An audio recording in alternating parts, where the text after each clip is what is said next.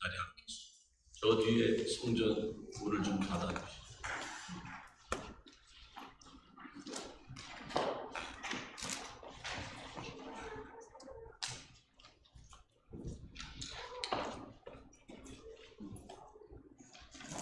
네, 우리가 살다 보면은 때로는 어려운 일을 당할 때가 많이 있습니다.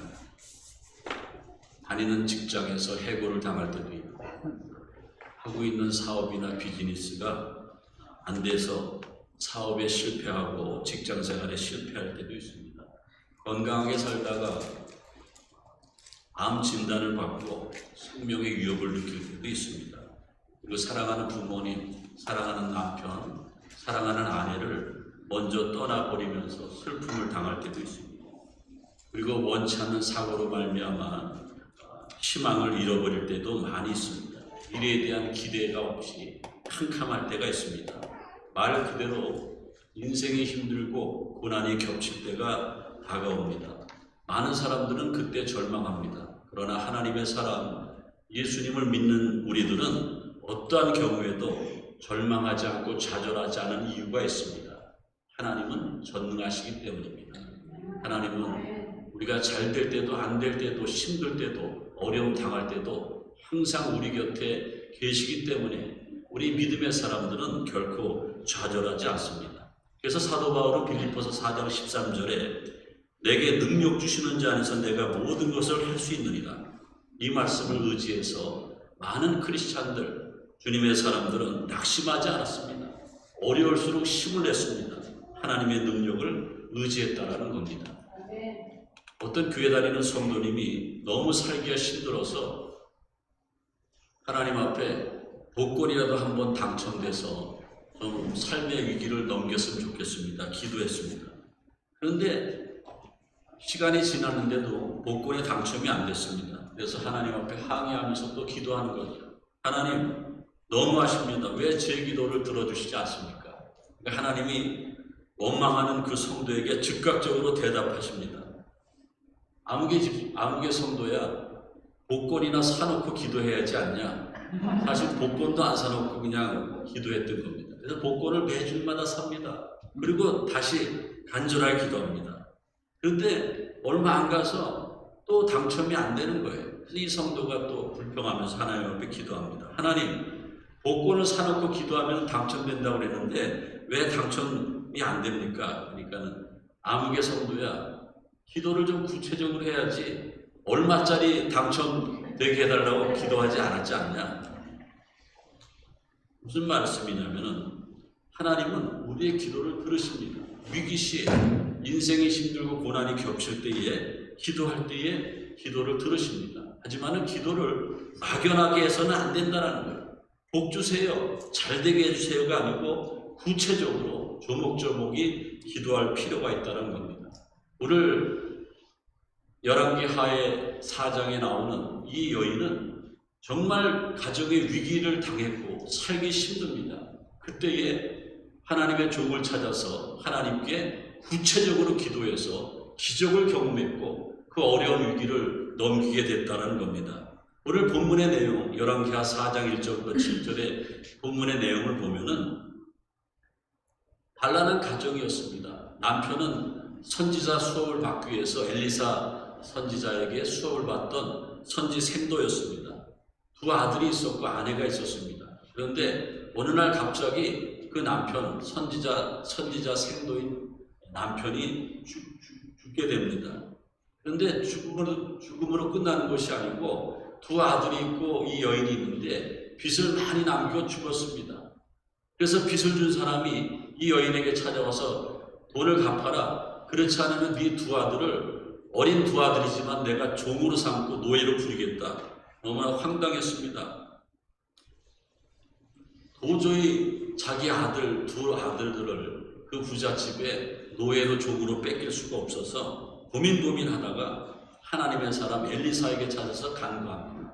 여러분들 아시다시피 예수님 오시기 이전 구약시대 때는 우리가 하나님을 제사할 때도 제사장을 통해서 했고 기도도 통해서 했습니다. 그래서 엘리사 선지자를 찾은 겁니다. 찾아서 자기 사정을 얘기하니까는 엘리사 선지자가 그 여인에게 네가 가지고 있는 것이 무엇이냐? 그러니까 오늘 본문에 기름 한 그릇을 가지고 있습니다. 그러니까는 그릇을 많이 가서 빌려다가 물을 닫고 그 빌린 그릇에다가 기름을 따라 보라. 그리고 그릇이 차면은 또 다른 그릇에다 채우고 또 채우고 그렇게 하라. 그래서 기름을 많이 이제 하나님이 주실 텐데 그것으로 모든 문제를 해결하라. 그런 말씀을 줬습니다. 이 여인은요, 그 말씀에 순종도 했지만은 하나님 앞에 위기 시에 간구하려고 하는 그 뜨거운 열정이 컸다라는 겁니다.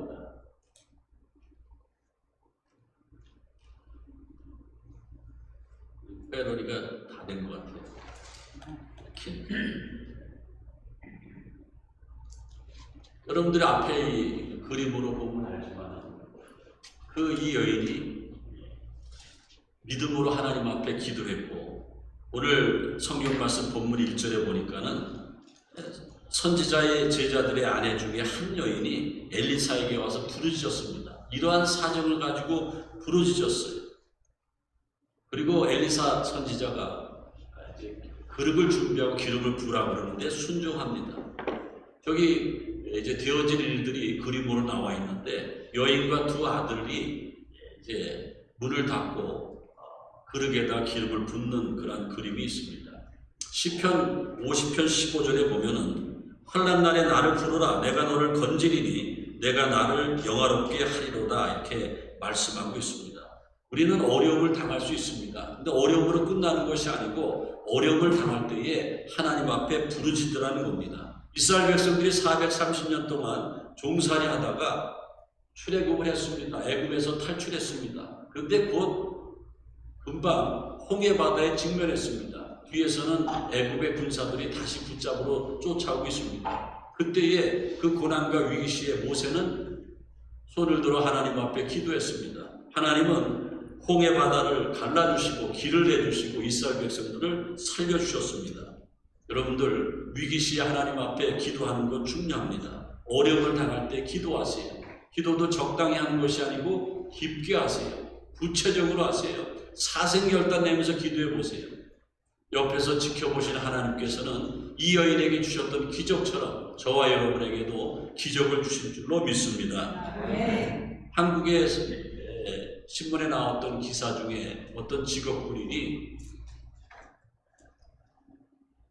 군대 생활에서 제대합니다. 왜 그러냐면 아내가 너무나 씀씀이가 커가지고 카드를 4-5개를 만들어가지고 그 직업군인 그 봉급이 얼마 되지 않는데 명품 백을 사고 막 해가지고 그 빚만 진 것이 카드빚이 1억이 넘습니다. 그러니까는 군대 생활하는데 군대 봉급 나올 날이 있으면은 집으로 가져가지 못하고 카드 회사에서 차압을 합니다. 그러니까 있을 수가 없어서 군대를 제대해 버립니다. 아내에게 마지막 기회를 줍니다. 당신이 정말 정신을 차리면 같이 살지만은 우리 애들 때문에도 같이 살 수 없다. 기회를 줬는데 계속해서 밖으로 나돌고 낭비가 심해서 이혼을 했습니다. 어린 2딸을 데리고 이 직업군인에서 제대한 이 남성은 아이를 키웁니다. 그런데 점점 빚이 점점 늘어갑니다. 할 수 없어서 사채업자에게 돈을 빌립니다. 급전을 빌리는데 1,400만 원을 빌렸다고 그래요. 그런데 한 달 이자를 250만 원을 띄고 줍니다. 그리고 생활하는데 계속 사채 이자가 불어나는데 거의 2억 원에 가까운 빚을 줬습니다. 그때 그것을 알고 어떤 브로커가 당신은 군대 생활하고 몸은 건강하니까는 신장을 떼어서 남한테 주면 2억을 받을 수 있다. 그러면은 빚도 청산하고 행복한 생활할 수 있으니까는 그렇게 할래냐? 그래서 그렇게 하기로 했습니다. 브로커는 그러면은 당신 신장이 건강해야 되는데 먼저 병원 가서 검진해야 되니까는 200만 원만 만들어 와라. 200만 원을 어렵게 만들어 갔는데 사기당했습니다. 브로커는 잠적해 버렸어요. 살 수가 없어서 한강으로 갑니다. 2딸을 자기 어머니에게 할머니에게 맡깁니다. 그리고 한강에 가서 자살하려고 술을 먹고 자살하려고 그러다가 자기가 딸 때문에 이혼하고 이렇게 어려운 생활하는데 아무래도 불쌍해서 안 돼서 자살을 못하고 있는데 갑자기 남의 집에 들어가서 도둑질할 것이 이게 머리에 떠오릅니다. 강남에 아주 좋은 집을 선택해서 몇 번 베르다가 들어가서 많은 것을 훔쳐가지고 나오다가 잡혔습니다. 그래가지고 수감이 됐어요. 저는 이 기사를 보고 마음이 너무나 아팠습니다. 우리 주변의 얘기들이죠. 누구나 이렇게 어려운 일을 당할 수가 있고 인생이 힘들고 고난이 겹칠 때가 있습니다. 이 사람은 믿음의 사람이 아니었기 때문에 그런 인생으로 파국이 되는데, 믿는 우리들은 이처럼 어려운 일을 당할 때에 기도해야 된다는 겁니다. 기도는 굉장히 중요한 거예요. 예수님이 십자가를 지시고 성전의 휘장이 찢어졌습니다. 십자가 지시기 그 전에는 하나님 앞에 죄인된 우리가 바로 기도할 수도 없고 나갈 수도 없었습니다. 그렇지만 예수님이 십자가 지시고 난 후에 성전에 휘장이 없어서 우리는 직접 하나님을 아바 아버지라고 부르고 기도할 수 있게 됐다는 겁니다. 여러분들, 기도는 성도들의 특권이고 무기입니다. 교회 다니지만 기도하지 못하고 다니는 사람은 정말 불쌍한 사람입니다.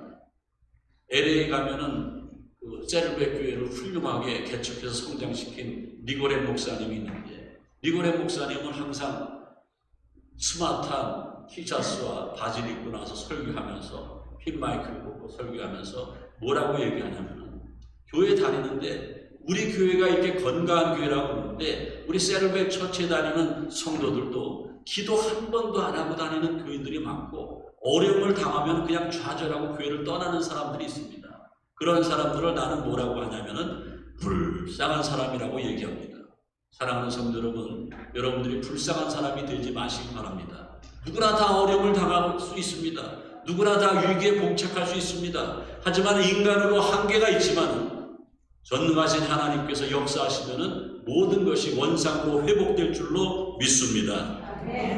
기도하면은 구한 것 이상으로 응답받게 됩니다. 여러분들 기도해 보세요. 간절히 기도해 보세요. 눈물이 뚝뚝 흘릴 정도로 기도해 보세요.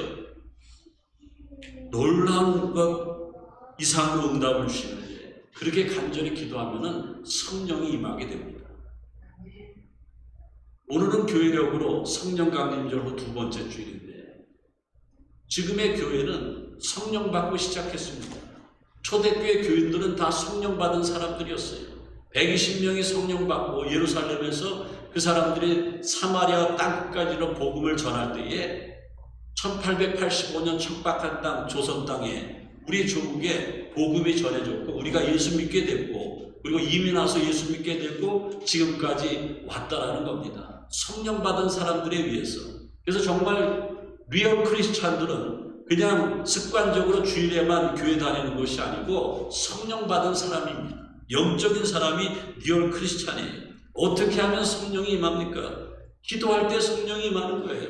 간절히 간구할 때 성령이 임합니다. 근데 간절히 간구하면은 가장 먼저 무슨 영이 임하냐면은 회개 영이 임합니다. 여러분들 기도해 보세요. 저는 체험했습니다. 정말 어떤 목적을 가지고 하나님 이거 이루어 주옵소서 하고 간절히 기도하다 보면은 하나님의 영이 여지없이 나를 회개시키는 거예요. 회개할 때에 그때 마음이 뜨거워지고 성령이 역사하는 겁니다. 어떤 사람들은 찬송 부르다가 뜨거운 성령을 체험합니다. 어떤 사람은 설교 말씀을 듣다가 말씀에 찔림을 받고, 무식한 베드로가 설교할 때에 3,000명이 모여서 그 설교를 듣다가 어찌하여 마음에 찔림을 받았다고 그랬지 않습니까? 설교를 듣다가 성령을 받게 됩니다. 심지어는 어떤 사람은 너무나 사모하니까는 기도해도 성령이 임하지 않고, 말씀을 들어도 성령이 임하지 않고, 찬송을 부르도 성령이 임하지 않는데 꿈속에서 성령이 임한 사람이 있다라는 겁니다. 그러면 여러분들, 성령 충만한 사람과 그렇지 않은 사람을 어떻게 구별할 수 있습니까? 구별할 수 있습니다. 목사인 저도 여러분들 보면 구별할 수 있지만은 여러분들도 구별할 수 있어요. 성령 받은 사람은 본인이 알고 하나님이 알고 옆에 사람들이 보면 압니다. 성령 받은 사람은 변화가 됩니다. 언어가 변화가 되고 마음씨가 변화가 되고 예배드리는 자세가 변화가 되고 기도하는 자세가 변화됩니다. 그래서 성령 충만한 사람은 본인이 알아요. 남이 봐도 알아요. 그것을 성령의 특징 가운데 보편성이라고 해요. 그 또 한 가지 성령의 특징이 있다고 하면은 주관성이 있습니다. 어떤 사람은 성령 충만하면은 막 거품 물고 기도하고 예언하고 통변하고 방언하고 막 찬송을 불러도 막 머리로 휘날리며 부르고 이런 사람만 성령 충만하다고 그러는데 이 사람도 성령 충만하지만은 비둘기같이 크게 기도하는 사람도 성령 받은 사람이 있습니다. 찬송을 얌전하게 불러도 성령 받은 사람이 있어요. 그래서 성령은 주관성입니다. 모든 사람들이 자기네 교단만 성령 충만하다 그래요. 그렇지만 그렇지 않습니다. 저는 모든 사람들이 다 성령 받을 수 있고 그들 나름대로 찬송 부르다가 기도하다가 말씀을 기록하다가 읽다가 어떤 생활에서 체험하다가 성령 받은 걸 전 다 인정합니다. 그게 주관성이. 또 한 가지 성령의 특징이 한 가지가 있다고 하면 소멸성이 있습니다. 제가 목회하다 보면은 교회에서 이렇게 만난 성도들 보면은 왕년에 제가 교회 다닐 때 막 나비 못 보는 거 보고 하늘의 환상을 보고 막 방언하고 통변하고 예언기도도 하고 막 그랬다고 그래요. 근데 지금은 소멸성이 있다라는 거예요. 성령 충만한 사람도요, 죄 짓고 예배 빠지고 하나님 떠나면은 성령이 소멸된다라는 겁니다. 성령 충만한 사람들은 남이 못 보는 것을 보게 된다는 거죠. 그래서 우리 기도하는 거예요. 인생이 힘들고 고난이 겹칠 때 기도하다가 성령 받는 거예요. 문제 해결하기 전에 먼저 성령을 주시는 거예요. 기도 간절해 보세요. 내가 죄인임을 고백하지 않으면 기도가 1단계에서 2단계로 넘어가지 않습니다. 회개의 영을 주신다는 겁니다. 어떤 목사님이 꿈에 사도 베드로를 꿈에 봤습니다. 베드로 사도님 잘 만났습니다. 제가 그렇지 않아도 물어보려고 그랬는데 천국에는 어떤 교인들이 제일 많이 있습니까? 이 목사님이 장로교회 목사님이었기 때문에 베드로 사도가 장로교회 교인이 제일 많습니다. 이 소리를 들으라고 질문을 했나 봐요. 그런데 베드로 사도가 천국에는 장로교인도 감리교인도 침례교인도 순복음교회도 어떤 교단도 구별짓지 않고 성령 충만한 사람들이 가장 많이 와 있습니다. 여러분들 성령 충만에 대해서 한번 관심을 가져보세요. 뜨거워져야죠. 찬송을 부르는데 막 가슴이 미어져야지요. 말씀을 듣는데 아멘이 절로 나와야지. 내 생활이 완전히 바뀌어야지. 저 사람이 그전에 교회 다닐 땐 그러지 않았는데 우리 좋은 장로교회 다니고서 완전히 행실이 바뀌었어. 술도 끊고 말도 거칠지 않고 돈도 꺼가면 제때 딱딱 갚고 완전히 바뀌었어. 그게 뭐예요? 성령 받은 사람의 특징이라는 거예요. 그리고 이 오늘 열왕기하 4장에 나오는 여인은요, 어떻게 기적을 체험했냐면은 어려운 일을 당할 때에 선지자의 말씀에 순종했고 그릇을 준비했습니다. 준비한 만큼 채워주시는 거예요. 시편 81편 10절에 보면은 내 입을 넓게 열라 내가 채우리라 그랬습니다. 입을 넓게 열수록 하나님은 많은 것으로 축복해 주신다는 겁니다. 우리는 준비해야 됩니다. 동네에 가서 빈 그릇을 빌려오라고 말할 때에 이 여인은 처음에 멈칫거렸습니다. 왜냐하면요, 지금도 그릇 빌리기가 쉽지 않지만 수천 년 전에 잔치를 준비하기 위해서 그릇을 빌려요. 아들을 장가드리기 위해서 무슨 집에 좋은 일이 있어서 그릇을 빌리면은 그릇을 빌려주지만은 그 동네에서 이 여인은 다 알아요. 남편 죽고 빚더미 안 졌고 아들 둘 가지고 이제는 찌지고 볶고 있는데 그릇을 빌려달라, 큰 그릇을 빌려달라, 자꾸 빌려달라. 누가 빌려주겠어요? 죄자, 먹고 살기 힘드니까 돌았구만 그럴 거예요. 그런데 이 여인은요, 믿음이 얼마나 좋은지 그것을 초월했어요. 내가 그릇을 빌리지 못하면은 이 어려운 문제를 해결할 수 없고 하나님의 축복을 기대할 수 없다. 하나님이 준비하라고 그러니까 그릇을 준비하겠다. 어떻게 말을 했는지 모르지만 동네방네 그릇을 싹 빌렸어요. 기분 좋지 않습니까? 많이 빌렸으니까. 그리고 문을 닫고 아들하고 기름 한 병 있는 거예요. 한 그릇 있는 거예요. 그걸 가지고 다른 그릇에 부니까 또 나오네. 또 나와. 그릇을 엄청나게 빌렸는데 기름을 가득 채웠어요. 그때 당시 기름은 굉장히 귀했고 값이 많이 나갔습니다. 나중에 빚을 다 갚고 아들들하고 사는데 전혀 지장이 없었다라는 겁니다.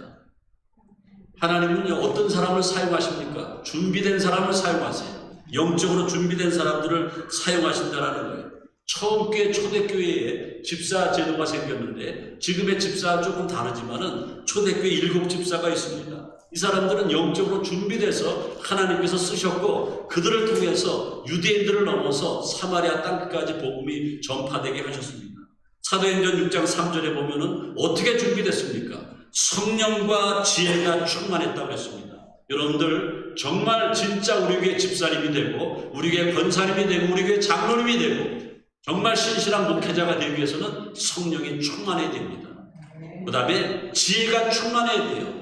너무 무지하면 안 돼요. 너무 숙맥이면 안 돼요. 꽉 막혔으면 안 돼요. 남이 못 보는 거 보고요. 그리고 겸손할 수 아는 그런 지혜가 있어요.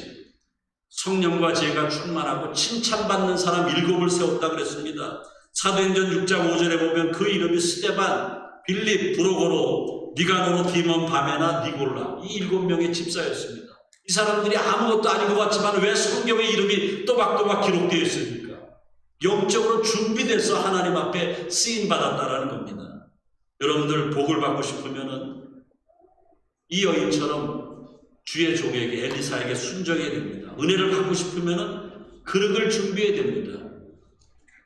이 여인의 기름이 자꾸 나온 것은 기름은 영적으로 은혜를 얘기하는 거예요. 은혜를 받기 위해서는 그릇을 준비해야 돼요. 놀라운 일이 생겨난다는 겁니다. 그럼 우리가 하나님 앞에 쓰임받고 은혜 받기 위해서 그릇을 준비해야 되는데 어떻게 준비합니까? 빌려옵니까? 아닙니다. 철저하게 회개하는 거예요. 정결한 마음을 갖는 겁니다. 그리고 하나님의 은혜를 사모하는 마음을 갖는 거예요. 예배를 드려도 이 예배가 내가 하늘나라 가기 전까지 마지막 예배라고 하면서 사생결단하면서 진정한 예배를 드리는 거예요. 그리고 God first, 하나님이 우선입니다. 내 가정이 우선이 아니고 내 인생이 우선이 아니고 내 건강이 내 취미가 내 친구들이 우선이 아니고 God first, 하나님이 우선되는 겁니다. 그런 사람에게 하나님은 축복해 주시고 기적을 베풀어 주시고 일을 맡기신다는 겁니다. 그리고 오늘 마지막으로 한 가지 특징은 이 여인은 엘리사 선지자가 2절에 너희 집에 무엇이 있느냐 내게 구하라 그랬습니다. 그때에 기름 한 그릇이 남아 있습니다 그랬습니다. 근데 그것 가지고 없는 것 가지고 불평한 것이 아니고 정말 가난한데 그릇도 없고 가난한데 단지 그냥 아끼던 기름 한 그릇이 있는데 그것을 통해서 기적이 나타나는 거예요. 빈들에서 예수님이 하루 종일 말씀을 전하시는데 배가 고팠습니다. 먹는 거 가져와라 그랬는데 소년이 도시락으로 가져온 보리떡 5개 물고기 2마리를 가져왔습니다. 작은 것이었지만은 그것을 통해서 예수님이 축사하고 기도할 때에 5,000명이 먹고 12강줄이가 남은 기적의 역사가 나타났습니다. 다윗이 보세요. 다윗도 이스라엘 백성들이 골리앗 장수에게 벌벌 떨고 있습니다. 다 숨어 있습니다. 사울아도 숨어 있습니다. 그때에 소년 다윗은 믿음이 좋았습니다. 골리앗 장군 앞에 나가는 거죠. 그때에 그가 뭘 가지고 있었습니까? 양을 지킬 때 사용했던 조그만 물맷돌이 있었습니다. 그 물맷돌 가지고 만군의 여호와 이름으로 내게 나가라. 그러면서 물매를 돌렸을 때에 그 돌이 한 방이 골리앗의 이마에 박혔을 때에 전쟁을 승리하게 했다라는 겁니다. 여러분들 불평하지 마세요. 못 배웠다고 불평하지 마세요. 없다고 불평하지 마세요. 몸이 아프다고 불평하지 마세요. 자식이 속을 새긴다고 불평하지 마세요. 친구들이 나를 알아주지 않는다고 불평하지 마세요. 하나님은 여러 가지 사정이 어렵고 힘들지만은 뭔가는 우리에게 남겨주셨다는 겁니다. 그것을 통해서 하나님은 역사하시는 겁니다. 제가 한 여성을 소개하고 오늘 설교를 마치려고 합니다.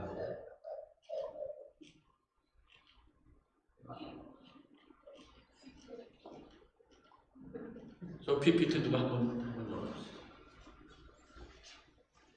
바다에 가면 서핑을 즐기는 사람들이 많이 있습니다. 이 여성은 지금 31살인데 하와이에서 출생했습니다. 그런데 13살 때 아버지하고 좀 먼 바다로 항해를 나가다가 상어의 공격을 받고 한쪽을 잘리게 됩니다. 사람의 피가 몸에서 10% 20%만 빠져도 생명이 유독한데 이 여성은 13살 때 나이에 피가 60%가 소진이 됐습니다. 병원에서 사정을 헤맵니다.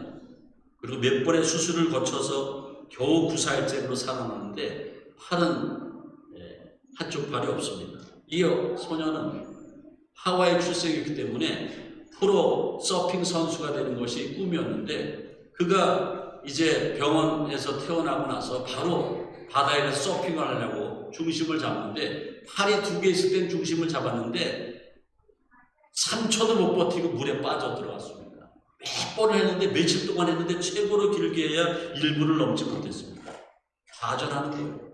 근데 이 여성에게 어린 시절에 신앙이 있어서 태국 푸켓으로 선교여행을 떠납니다. 바닷가 마을에 갔는데 쓰나미가 덮쳐서 마을이 폐허가 되는데 고아가 된 어린이들이 많이 있습니다. 걔들한테 성경을 가르치는 것도 한계가 있고 선교여행 가는데 자기가 팔은 한 짝이지만은 서핑은 그래도 잘하기 때문에 아이들도 서핑을 가르쳐 주는데 희한하게 거기서 한 손뿐이 없는데도 중심을 잡는 거예요. 그리고 거기서 다시 한번 행복을 찾고 용기를 얻어서 연습을 해서 드디어 2008년도에 세계 주니어 선수권 대회에서 2위를 차지하면서 이름을 날립니다. 팔이 한 짝이 없는데 세계적인 선수가 됐습니다. 그래서 그의 영화가 나왔습니다. 소울 서퍼라는 영화가 나오게 되고 그의 자서전에서 그는 거침없이 이렇게 말합니다. 나는 팔이 한 짝이 없지만은 없는 것 가지고 불평하지 말고 있는 것 가지고 최선을 다하라. 이게 내 좌우명이었고 그래서 내가 오늘의 내가 됐다. 결혼을 해서 아이들 둘과 함께 행복하게 지금 살고 있습니다. 아직까지 젊습니다. 그리고 이 여성은 자기가 좋아하는 성경 구절이 있습니다. 마가복음 9장 23절 할 수 있거든이 무슨 말이냐? 믿는 자들에게는 능치 못할 일이 없느니라 그랬습니다. 여러분들 주 안에 있지만 어렵고 힘든 문제들이 있습니까? 변장된 축복입니다. 여러분들이 하나님을 찾고 간구하면은 아무리 인생이 어렵고 힘들어도 하나님께서 회복시켜 주실 것입니다. 다음으로 인생이 힘들고 고난이 겹칠 때 이런 찬양이 있습니다. 오늘 예배 시작하면서 찬양 불렀는데 아마 이 찬양은 이 베서니 해밀턴 같은 여성을 위해서 또 열왕기하 4장에 나오는 이 여인을 위해서 부른 찬양이 아닌가 생각을 합니다. 인생이 힘들고 고난이 겹칠 때 주님여 날 도와 주소서 외치는 이 소리 귀 기울이시사 손잡고 날 인도하소서. 여러분 앞에 화면에 저 손은 주님의 손입니다. 주님의 손은 여러분들을 놓치지 않을 겁니다. 여러분들이 손을 내밀어서 주님 앞에 손만 닫아들게 된다면은 아무리 인생이 힘들고 고난이 겹칠 때에도 우리 주님께서 여러분과 함께 하심을 믿으시기를 바랍니다. 마지막으로 로마서 5장 3절 4절 우리가 환난 중에도 즐거워하나니 이는 환난은 인내를 인내는 연단은 소망을 이루는 줄을 알미니라 그랬습니다. 이제 오늘 말씀을 마치겠습니다. 저도 목회하다가 이렇게 몸에 병이 올지 몰랐습니다. 누구나 다 위기가 오고 어려움을 당합니다. 여러분들도 마찬가지일 것입니다. 하지만은 낙심하지 마세요. 그리고 힘을 내시길 바랍니다. 이유가 뭔지 아십니까? 하나님은 언제나 우리와 함께 계시기 때문입니다. 기도하겠습니다. 하나님 감사합니다. 오늘도 귀하게 주신 말씀 기억하면서 우리가 겉은 번들어 하지만은 이미 나서 잘 사는 것 같지만은 마음에 골마 터진 것이 있습니다. 인생이 힘들고 고난이 겹칠 때도 너무나 많이 있습니다. 오늘 말씀에 위로를 받고 환난 중에도 즐거워하게 도와주시고 인내하고 연단 가운데도 소망을 이루게 도와주옵소서. 할 수 있거든이 무슨 말이냐? 믿는 자들에게 능치 못할 일이 없느니라 하신 그러한 말씀이 나의 레마의 말씀이 되어지게 도와주시고 오늘 열왕기하에 나온 여인의 믿음을 본받게 도와주옵소서. 예수님의 이름으로 기도하옵나이다. 아멘. 찬송.